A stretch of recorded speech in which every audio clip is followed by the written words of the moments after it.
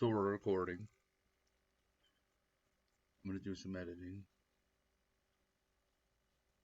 See how it goes. But hey, everybody, listen here. My name is Ryan, and I'm gonna give you some pointers on my VR&E experience that I recently have. So a little background on me is again, my name is Ryan. I spent 11 years in the United States Army as an infantryman. Um, I got out and went straight to school, not knowing what I wanted to do. I picked a business degree, pretty easy stuff, but I was going full time, working full time. Very stressful. I got a nice little white patch in my beard because I was just going hard on it. But I was just doing whatever I needed to do to get by because I had not my parents, but my wife and kids to take care of, your general responsibilities. So fast forward down the road a little bit, working in and trying to figure out what I want to do. And I finally decided, like, hey, when I was getting out and I was transitioning out, what I always saw was construction. You know, not saying like swinging hammers and stuff like that, but it was always popping up on there. And I come from kind of a blue collar background, so I'm like, this has got to be it, you know.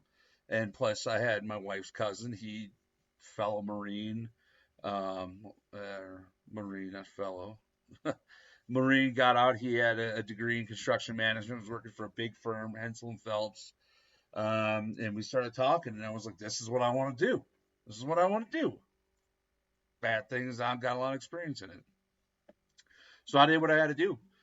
I, was working insurance for USAA. Started doing residential stuff for my wife's family has a small residential construction company in town, and thought that was going to help. Got my foot in the door with a civil fiber construction utility construction company. Did that for a little bit until it happened. After 2 years of applying, I finally got into this company that I was trying to get into for years. That I just had this good feeling about. I just knew it was the right feeling. Um, and I got in there, was working, and I loved it. I freaking loved it. But I didn't have the knowledge. I went to school for business project management. I didn't go to school for construction management. I only got a little bit of experience in that construction field. Uh, and I went, like I said, I already went to school and used my GI, well, a majority of my GI Bill. So, in my mind, I'm thinking, are there certs out there? Do I need to go back to school and get maybe another undergrad? Um, and I was like, oh, that's just not going to make sense. Why would I want to do another undergrad? Maybe I can find kind of a tailored down um, graduate degree. But again, you know, I can't. I got no GI Bill left. I don't want to spend 20, 30, 40, 50, $100,000 in graduate, fees for a graduate degree. So fast forward, I have a good friend reach out and talk to me or tell me about VR&E program. Okay. Well, I start doing the research, and first thing I see on it is, to me, it's more of a employment opportunity program. Got people that are separated from the military, had to get a job, take care of their family, but the job they took just isn't fitting. It's affecting them. It's mind, body, and spirit, or whatever. PTSD, joints, all that stuff, irritating stuff. So they're going to help you get into a job. You know. Well, then you start doing research, and then they talk about employment, or not employment, but they talk about education. So I was like, well, that's it for me. I was like, if I can try to talk to them and be like, hey, right now I'm in a field engineer role, which is a field engineer with my disabilities. I'm out in the field every day. I'm in the cold weather. I'm on my feet. I'm moving material. I'm doing quality control inspections. I'm doing all this stuff. And I don't want to sound like a, but I come home, I'm a little tired. I'm sore. My joints are hurt. I'm because I'm, I'm walking around all day, and I'm having to take a cold shower or ice stuff down and stuff like that. You know, the army didn't take no pity on me. 11 years infantry, carrying all that weight up and down those mountains and the streets of Iraq. It did its toll. Loved every minute of it, but it did its toll. Um, so that's why I figured I was like, I need to get out of the field side and into the operations side without education. It's not going to help me. Now, granted, the experience will help me, but I got to go. It'd be almost like doing 5 years of real world experience versus 2 years of education. And during education, you're in the office. You're not. They really wouldn't expect you to be in the field because you're doing that. So that's what I started doing. I started looking at what can I do to have VR&E get me out of the field, away from where my disabilities are getting affected, then into an operations workspace where I'm in an office. Yeah, I'm in the field every now and then, maybe walking the job site, getting checkups from the field team. But I'm managing contracts and change orders and all that stuff. I'm no longer measuring and pulling material and doing all that crap and deal with subcontractors and out in the cold weather and just climbing up and down steps and stairs and all that crap. Not doing anymore. So first thing I did was, I identified my goal. I kind of thought a 3-step process. Research what I needed to do to get where I needed to be, which is that goal. What goal do you want to have? Where do you want to be 5, 10, 15 years down the road? Like, look at it as in military. I know when I was in the Army, we had short and long term goals. It's nobody's going to make your job but you. Okay. So, as a good leader, you push your soldiers, have those goals. Let's strive towards them. Okay. So, I had my goal in mind. So, how do I get there? So, I started researching. The first thing I found out is a lot of the counselors, they don't understand CFR, the Code of Federal Regulations. They don't, a lot of these people that they hire are just people looking for a job. They're kind of qualified for the job, but it's put an ass in the seat. You know, um, Not talking down on it at all. It's whatever. But if that's the case, you know, prepare for the worst, hope for the best type thing. What do I need to do to be prepared for that? Like I'm looking at, I am going to probably have a meeting with the most incompetent person on the planet Earth. Okay. So if that's the case, what do I have to do to make sure when I walk out of that meeting, out of that first initial interview, how do I walk out of the interview with the best response, you know? And if it's not a good response, then where do I go from there? So what I did was I pulled up CFR, it's 38 CFR Book G. Correct me if I'm wrong. It's kind of just what I went off of. I know there's some other legal experts out there. I'll do a shout out below of some of the other good experts that are out there that have some good resources on this. But I went and I took that book and I scrubbed it. I went through every single section, every single paragraph, and what applied to me, I put down on paper. I pulled up a Word doc, okay, and first thing I did was kind of laid out my military story. What I did, what I've been through, you know, physically where I'm at. I even went on the VA website and pulled off all of my disabilities. Me personally, I'm 80% disabled. Um, Pulled them all off, listed them out, what they are, the percentage wise. And then underneath that, I started breaking down each one of those paragraphs, those sections, you know. And now, I would put the section, the sub paragraph, all that stuff. And after I put that in there, and below it, I would write a short snippet, a little short little story about how it applied to me. The basic eligibility. Am I employment handicap, or am I there serious employment handicap? Um, all sorts of stuff like that. That way, when it came to the time to me sell it, I had it on paper. They couldn't refute it whatsoever. I have the disability ratings right here. You know what I do for a living right there. This is how it affects me, and this is how it applies to the CFR. Like, how can you sit there face to face and tell me it doesn't? Because if it doesn't, then I have it here on record, and I can just take it up the chain, you know. It's just like the military. That's what makes the difference between successful people in this program and unsuccessful people in the program. Everybody that I see that is unsuccessful in the program, they saw the program, they applied for through the process, um, and then that was it. They got the interview, they kind of talked a little bit, they got denied because they weren't prepared, and then everybody's an asshole. And I'm gonna get into that a little bit here later, but like, you have to prepare. Just like in the military, there's so many levels of preparation that you go through.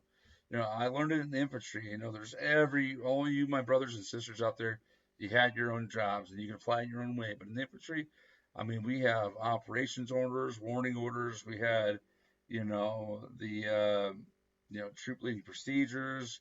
We had the 5-point contingency plan, all sorts of stuff. We had it all to cover all the bases.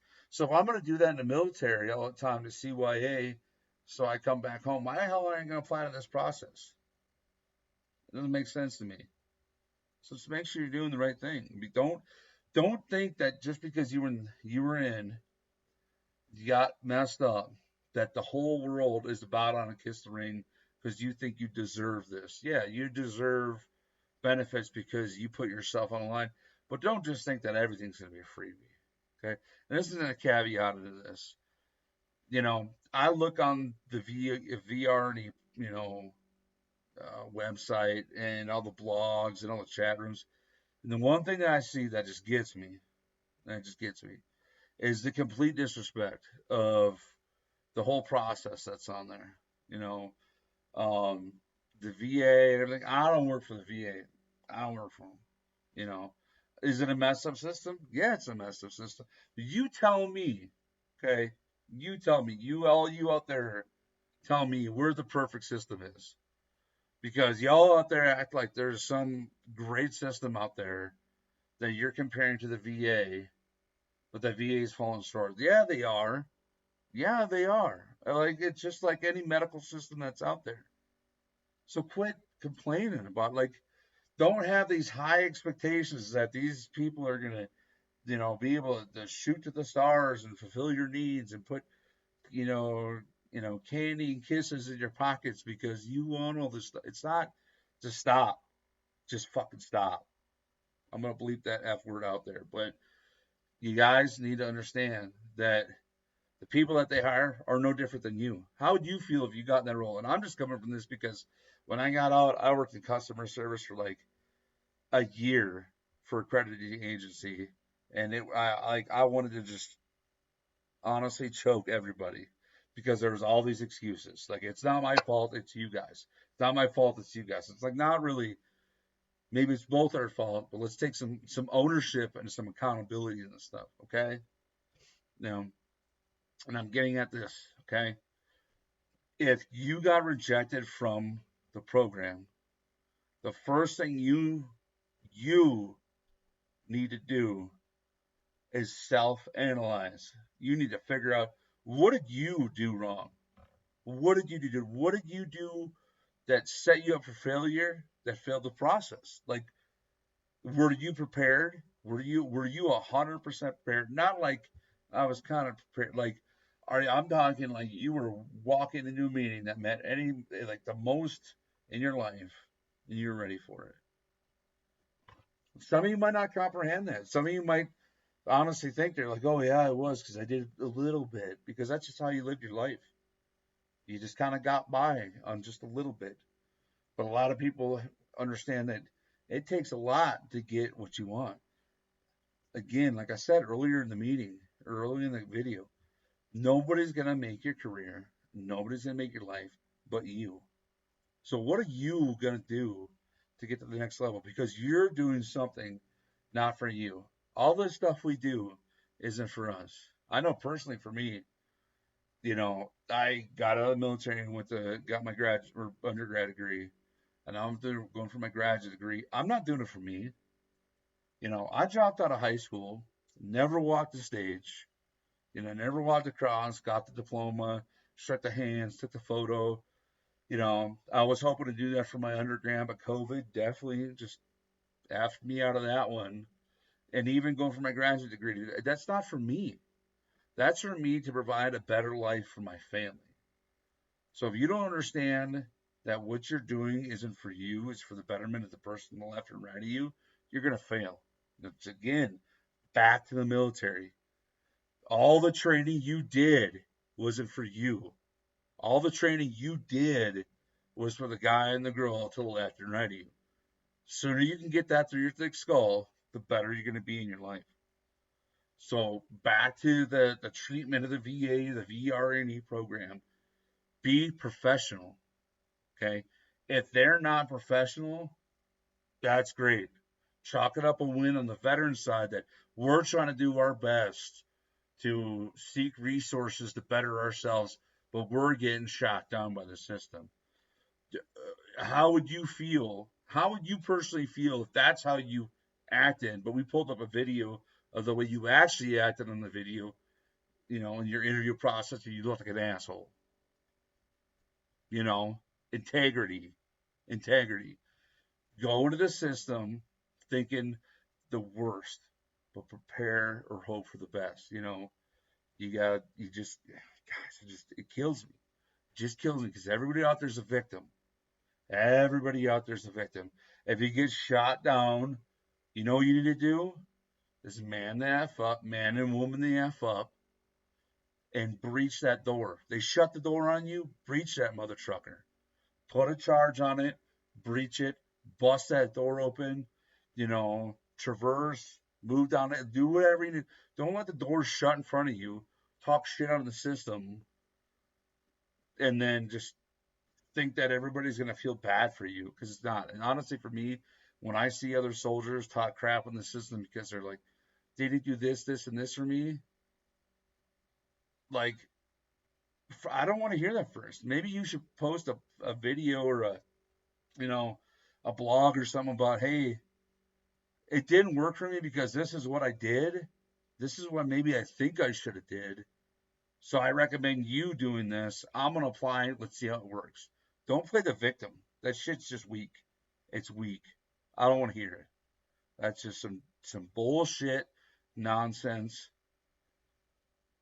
We're not going to deal with that. Okay. I want all of us to get to the system, the VR&E system.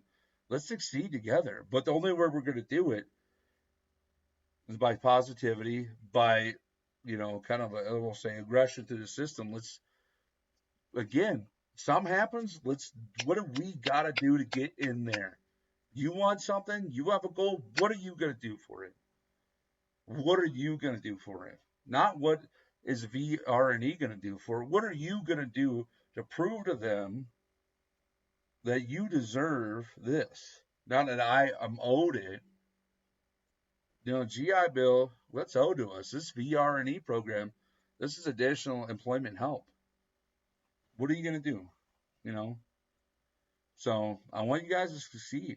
But, this is a short video I wanted to make about what my process was, kind of the discrepancies I saw, how I overcame it. I'm definitely down to discuss more, and like I said, I'm going to drop some links below of some other resources that I researched to kind of help me get through the system because I fortunately, I'm a one pump chump. I'm true blue. My infantry guys will know that. I sat down with my counselor, pled my case. She's like, "You got me. What do you need?" So you can't fight it if the facts are there. So, let's try to do what we need to do to come together and overcome this. I want like I said, I want all my brothers and sisters to get what they need to get through life. To set up that career, because we cut it short to serve our country. I was 20 when I joined. A lot of you were younger than me, or in that we cut our lives off. So now we're trying to find our life. We're trying to find our way forward. So you guys need anything? Like I said, everything will be linked below. Please reach out and contact me. You guys have a good night.